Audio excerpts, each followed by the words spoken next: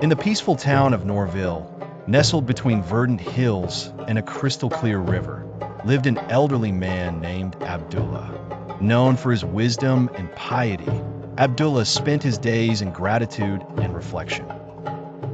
One warm afternoon, a young traveler named Amir, bearing signs of weariness on his face, arrived in Norville.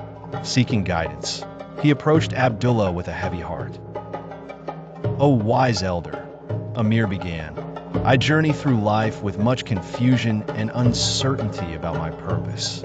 Abdullah smiled gently and gestured Amir to sit beside him under the shade of a large olive tree. "O son, let me tell you a story from the Quran," Abdullah began. "It is about a day known as the Day of Sorting, a promise from Allah described in the chapter of An-Naba, the Tidings. This day is a time appointed for all, when the reality of our deeds will unfold before us." Amir listened intently as Abdullah recited from Surah An-Naba, describing the grandeur and fearful certainty of the Judgment Day.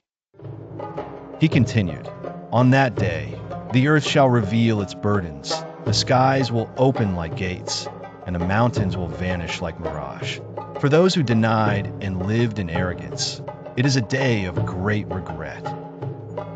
But for those who lived with piety, fulfillment awaits."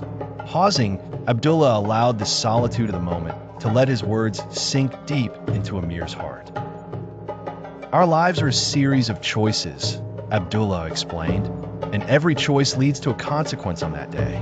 For the pious, gardens and blessings, devoid of idle talk or falsehood, will be their reward. Thus, it is important to live in mindfulness of our final return." The afternoon stretched into dusk, and as the sun dipped beyond the horizon, Amir felt a sense of clarity he had never experienced before. Grateful for Abdullah's wisdom, he promised himself to live a life reflecting the responsibility of his faith.